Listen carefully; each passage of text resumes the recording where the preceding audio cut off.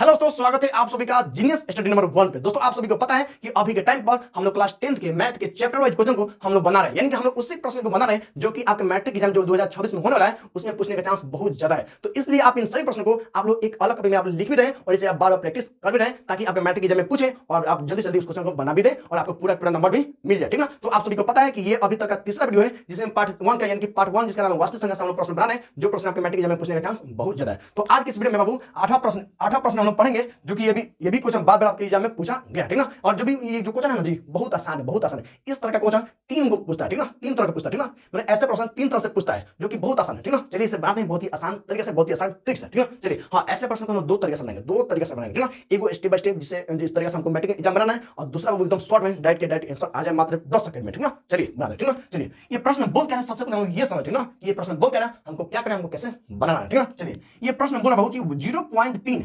0.3 पर ये बार है, 0.3 पर ये बार है और इसको क्या करना है कि P बटा Q के रूप में व्यक्त करना है। यानी 0.3 पर ये बार है और इसको क्या करना है कि P बटा Q के रूप में व्यक्त करना है। यानी आपको बाटा के रूप में लाना है। बाटा के रूप में आप ला सकते थे कब, जब यहाँ पर बार उस पर बार नहीं रहता तब। लेकिन आप सभी को पता है कि जिस पर बार होता है ना वो संख्या बार बार आता ही रहता है। तो इसे हम पॉइंट को हटाएंगे भी ना तो 3 खत्म नहीं होने वाला, ठीक ना। तो ऐसे ही प्रश्न को आपको क्या करना है, P बटा Q के रूप में लिखना है, यानी कि आपको बाटा के रूप में लिखना है, ठीक ना। और ऐसे मतलब कि और मतलब खाली 0 पॉइंट लगाता ना तो हम बना देते हैं, यानी पॉइंट बनाते हैं 10 नीचे लिख देते ना जी। लेकिन इस पर बार है बाबू, बार के मतलब है जिस संख्या पर बार रहेगा वो संख्या बार बार आता है, ठीक ना। चलिए बनाते हैं बिना टाइम वेस्ट के, ठीक ना। चलिए तो आपको क्या करना है कि ऐसे प्रश्न सबसे पहले आपको मानना है, क्या करना है बाबू, सबसे पहले आपको मानना है, ठीक ना। तो यहाँ लिखेंगे बाबू कि माना कि आपको एबीसीडी किसी भी अक्षर का मानना है, ठीक ना। तो हम मान रहे हैं बाबू x, ठीक ना। और क्या दिया बाबू, तो 0 पॉइंट ये बार दिया ना, तो बार के मतलब हम इस तरह से देते हैं, इसका मतलब ये होता है कि 3 बार आ रहा है ना जी। हाँ, आप चाहें तो 3 जितना चाहे उतना दे सकते हैं, ठीक ना। तो हम एक ही दिए, आप आगे चलकर आप 3 ज्यादा भी दे सकते हैं, ठीक ना, कोई दिक्कत नहीं है, ठीक ना। तो आपको इतना तक आपको मानना है और 0.3 है तो 0.3 लिख दिए, आप बार के बदले आप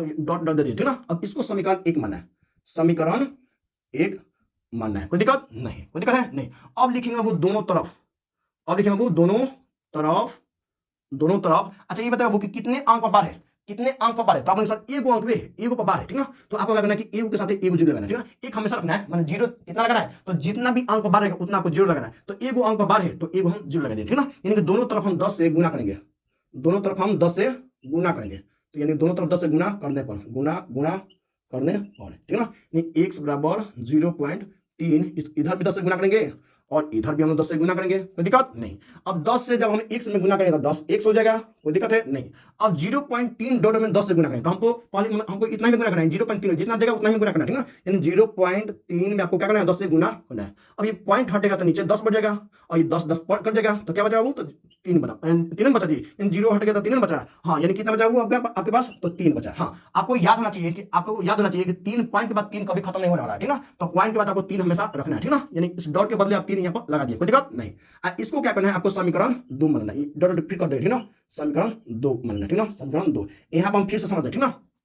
यहाँ पर 0.3 दिया था, डॉट दिया था ना, हम 10 से गुना किए, तो जो ओरिजिनल जो होगा ना उसमें हम लोग गुना करेंगे। यानी 0.3 था, 0.3 हम 10 से गुना किए, ठीक ना। तो पॉइंट हटा तो नीचे 10 होगा और 10 कट गया ना, तो 3 बचा। 0 आया तो 0 आगे चाहे मतलब कोई दिक्कत नहीं है, ठीक ना। हाँ, तो 3 बचा। आप सभी को पता है कि किस बार है वो, तो 3 बार है। तो पॉइंट के बाद 3 हमेशा आएगा, जितना मन चाहे उतना आप लिख सकते हैं, ठीक ना। तो हम 3 आया, लेकिन आपको पता है कि 3 पॉइंट के बाद 3 हमेशा आएगा क्योंकि 3 बार है ना जी। अब इससे आपको समीकरण 2 मान लेना, ठीक ना। इतना करने के बाद क्या करना है कि इस समीकरण में से इसको घटा देना है, यानी खत्म। अब यहाँ क्या करेंगे बाबू, अब यहाँ क्या करेंगे बाबू, तो अब समीकरण 2 में से समीकरण 1 को घटाएंगे, समीकरण 1 को घटाने पर यानी कि इसमें से हम इसको घटाएंगे, ठीक ना। यानी कि यहाँ पर लिख देंगे आपको 10x बराबर 3.3 डॉट ऐसे क्या करना समीकरण के, कोई दिक्कत। हमको इसमें से किसको घटाना है, तो समीकरण 2 में से इसमें से घटाना, यानी कि एक साला एक तरफ हो जाएगा और ये हुआ 0.3 डॉट हो गया ना जी। घटाना ना जी, तो इसे घटा के दे देंगे चिन्ह। 10 को x में से 1 को x कितना बाबू, तो 9 को x बचेगा बराबर में 3 में से 3 है तो 0 हो जाएगा, अब पॉइंट है तो पॉइंट हो जाएगा, अब 3 में से जो जाएगा तो 3 हो जाएगा, हो जाएगा ना जी। यानी 9x बराबर पॉइंट का 0 नहीं लेते हैं, यानी 3 हमारा बचा ना जी। तो ये हमारा x बराबर हमारा कितना है बाबू, 9 गुना इधर आ गया था बाबू बाटा में जाएगा, 3 एकम 3 3 के 9, यानी x बराबर हमारा कितना बना बाबू 1/3। अब हमको चेक करना है ये सही है, ठीक ना। अब हमको चेक करना कि ये सही है कि गलती है, तो आप कैसे करेंगे, मैं बताता हूं 2 तरीके बताऊंगा। कौन सा तरीका, दूसरा बाबू बहुत आसान है। देखिए जो भी आपको संख्या होगा 0.3 है, मान के चलिए आपके पास कितना है 0.3 है, ठीक ना। यानी जो भी संख्या आपको लिख देना, ठीक ना। आपको घटाना किसको है, तो जिस पर बार नहीं है उसको घटाना है। तो 0 पर बार नहीं तो 0 घटाना है, ठीक ना। अब बाटा दे देना है। और जो पर बार रहेगा, जो अंक पर बार रहेगा उतना को 9 नीचे देना है। तो 1 पर बार है तो 1 नीचे 9 दे देना है, कोई दिक्कत नहीं। तो 3 में से 0 तो 3 हो जाएगा, बटा में 9 यानी 3 कम 3 3 9 यानी 1/3 हमारा आंसर आया जी। आया ना जी, बिल्कुल आया। आया ना जी, कोई दिक्कत नहीं। चलिए अगला प्रश्न हम पढ़ते हैं, जो कि वो भी बहुत इंपॉर्टेंट है, इसी तरह है, बहुत आसान है। तो अगर इसी की जगह पर अगर यहाँ पर लिख देते हो कि 1.2 और 7 दोनों पद देते हैं, तो ये कैसे बनता है, कैसे बनता है? चलिए इसे बनाते हैं, बहुत ही आसान तरीके से, थोड़ा जल्दी बनाएंगे, ठीक ना। चलिए सबसे पहले आपको पता है कि ऐसे प्रश्न में सबसे पहले मानते हैं, यहाँ पर लिख देंगे बाबू माना कि एक सरल कितना बाबू, तो 1.27, ठीक ना, यानी 1.27 है ना जी। किस पर बढ़ा वो, तो 2 7 जितना चाहे उतना आप दे सकते हैं, 2 7 जितना चाहे उतना दे सकते हैं, ठीक ना। तो आप 2 7 दे चाहे तो कोई दिक्कत नहीं है, लेकिन आप दे सकते हैं, कोई दिक्कत है नहीं। आपको समीकरण 1 मानना है, ठीक ना, समीकरण 1 मानना है, ठीक ना। आपको पता है कि दोनों तरफ एक को अंक पर जीरो बाबू, तो आपने सर एक दो अंक पर जीरो है, तो आपको दो जीरो लगाना है, यानी 100 से, यानी दोनों तरफ 100 से गुना करने पर,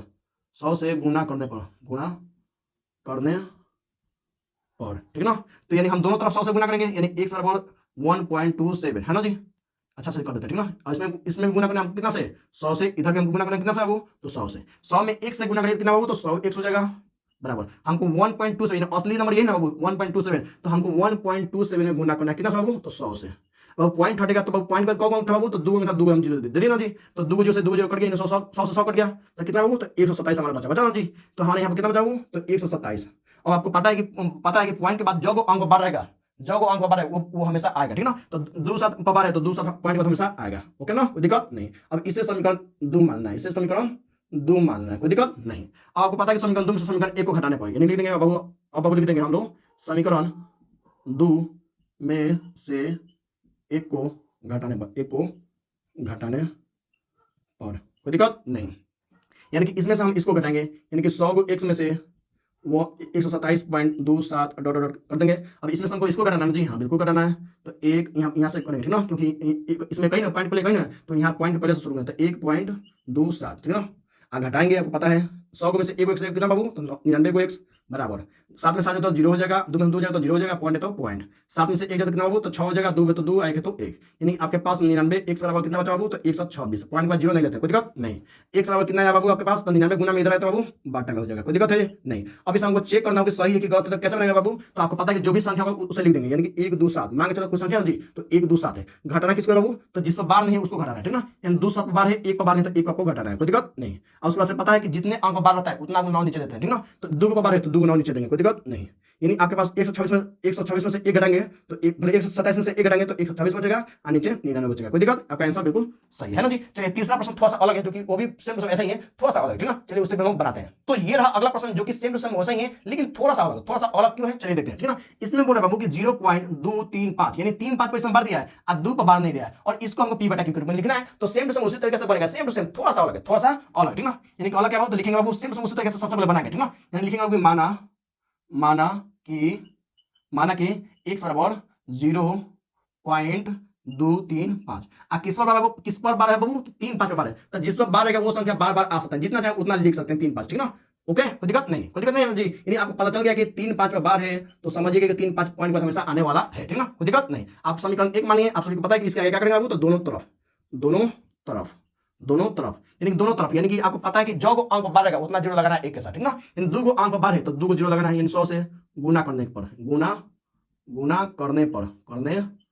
ठीक ना। यानी कि यहाँ पर लिख देते हैं, यहाँ का क्या करना है बाबू, तो दोनों तरफ इसके इधर भी और इधर भी गुना करना है, यानी कि लिख देंगे बाबू पहले हम कि 0.235, ठीक ना, 235, ठीक ना। आप 3 5 लिखे तो लिख सकते हैं, कोई दिक्कत नहीं है। यानी उसका से गुना करना कितना सा हो, तो 100 से गुना करना है, कोई दिक्कत नहीं, 100 से गुना करना है। इन 100 में 1 से गुना करेंगे तो 100 1 हो जाएगा, कोई दिक्कत। अब इतना में हमको 100 से गुना करना है, ठीक ना। असली वो संख्या कितना बाबू, तो इतना, यानी 0.235, इसमें गुना करना कितना सा बाबू, 100 से। इन असली बाबू यही ना जी, आप 3 5 जितना चाहे उतना दे सकते हैं, कोई दिक्कत नहीं, ठीक ना। लेकिन असली चीज इसमें, तो इसमें आपको गुना करना है, ठीक ना।